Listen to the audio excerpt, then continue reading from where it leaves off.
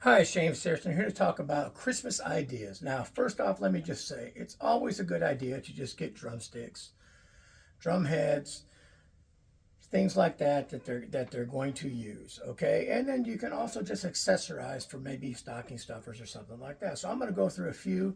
I'm going to try to not be too brand specific, but the reason I might be is because I use them. So the first thing I'm going to talk about is muffling gels. Now, there's a lot on the market. The ones I use primarily are two. The Vader Buzzkill. It comes in two sizes, the normal and the extra dry. This is extra dry. Clear gels. That's basically all they are. I also like the Remo Crown Control gels. And the Vader, there's six in this pack, four in the extra dry pack. In the Remo Control gels, there's eight. And there's a plastic case. These come in a bag that you keep, and they're all great products, and there's a lot of them on the market. You just have to find what works for you. A lot of people don't like them. My thing is, I always prefer to control any kind of muting or muffling externally more than always having it muffled and be in a room where you need more life to the drum and you can't do it because they're pre-muffled. So I just want to say that. Easy fix. So get yourself some gels again, primarily for me, the Vader Buzzkill and the Remo Crown Control gels. Now, another product that, if you want to stay in that muting muffling vein, is the drum drops. Now these are a little bit pricier. I've got a few of them here on the table. I'm trying not to make a mess because I've got such a pile of stuff here. But let me get a few of these out. Okay, I technically only own three sizes. Okay, there's one that's like a wallet size. I don't have that. I have this one, which is the same as this box, which is a 120 gram. I believe the large one might be 200 grams, and I think this is a 60 and this is a 40.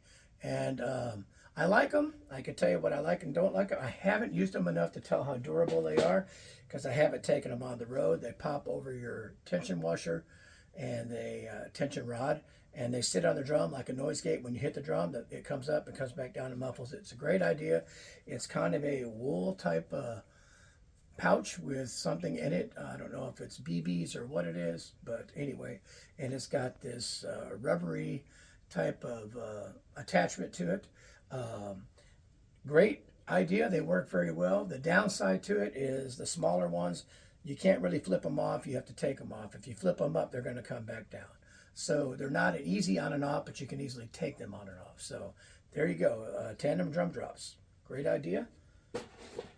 Okay, and while we're on that, I have the snare weights.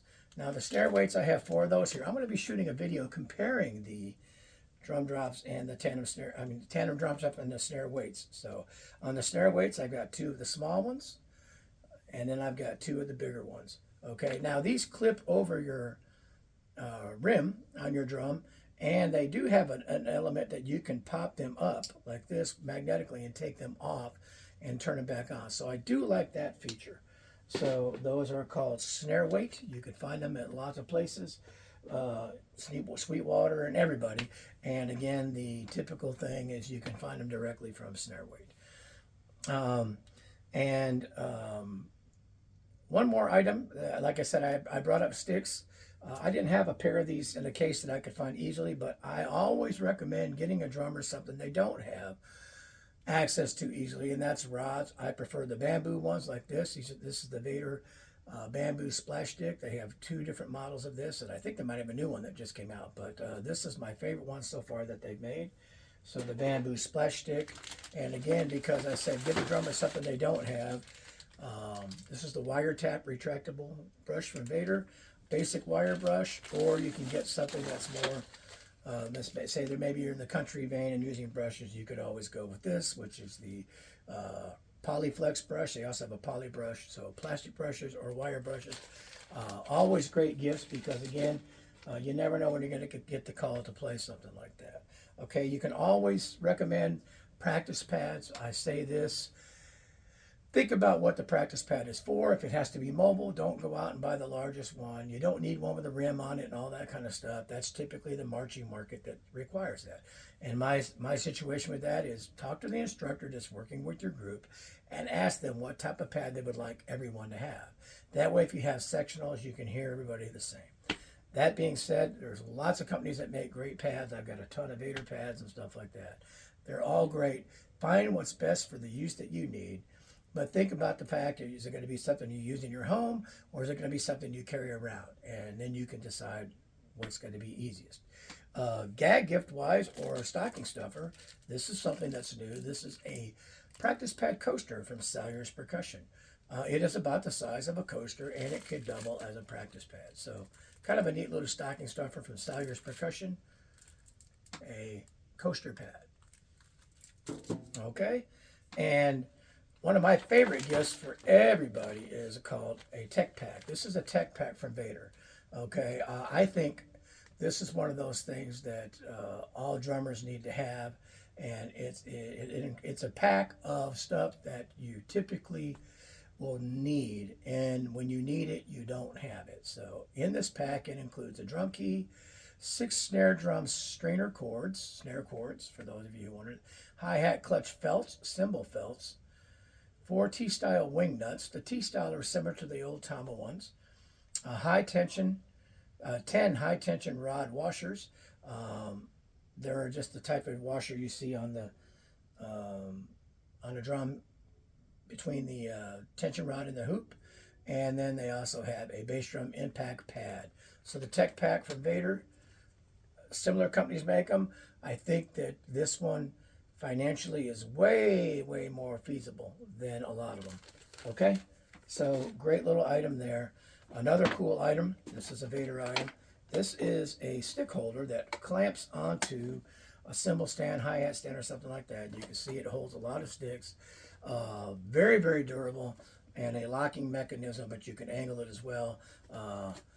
I got these all over in some of my drum cases and stuff like that, but I had this one in the case, so I thought I'd show you the multi-pair stick holder. They also have one that holds an individual stick each. I use that for brushes a lot, but this particular one is great for having sticks next to the hi-hat or coming off of a cymbal stand that you can easily get to if you need to. So it's a stick holder from Vader. It's called the multi-pair stick holder. I don't know the cost, but it's metal and it's definitely high quality. Okay. Next, we're going to get into the drum key. Well, let me do one other. This is called the Cruise Tool, and I got this before. This is an item that you could put in a stick bag. It'd be a great stocking stuffer, and basically what it is, it's a all-in-one type of tool that has basically a drum key, a few Allen wrenches. There's 4 Allen wrench sizes. There's a flathead screwdriver. There's a small ruler. On this side, we have 2 different Phillips. I'm not sure what that is.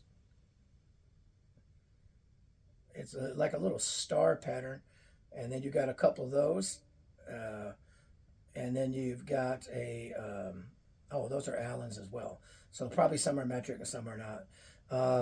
Anyway, it's a variety of tools that you might need. It all folds up. You can put it in your pocket or whatever. I know Pearl makes one, and somebody else makes one too. This is called a Cruise Tool. Handy little thing to have. Great to have in a cymbal bag or a stick bag so that you have those when you need them. Okay, so now I'm often asked, what drum key do you use the most? The honest answer is whatever's the closest to me. I can say that the ones that I typically have at all times are a marching key, and it's not just for marching. I like the size of the key. If I'm in a hurry, I can also hit it and it will spin once I get the drum loose, or once I want to get down to finger tight. That works really well. The other one I use the most is a Remo key, and I like the weight of this key, and it's just, I think it's magnetic here. It's got a rubber bushing on there for doing finger tight, but also it's got this eyelet or a thread on the top that fits into a cordless drill. So if I'm in my workshop or working on drums, oftentimes if I'm taking things apart, I could fit that drum key in a drill. Now I also have another one downstairs that's just a regular drill bit like a drum key, but I've got this one up here with this. Now, all this being said, I don't recommend putting drums together with a drill, just taking them off. I feel like it's really easy to misthread, especially tube lugs, so I don't do that.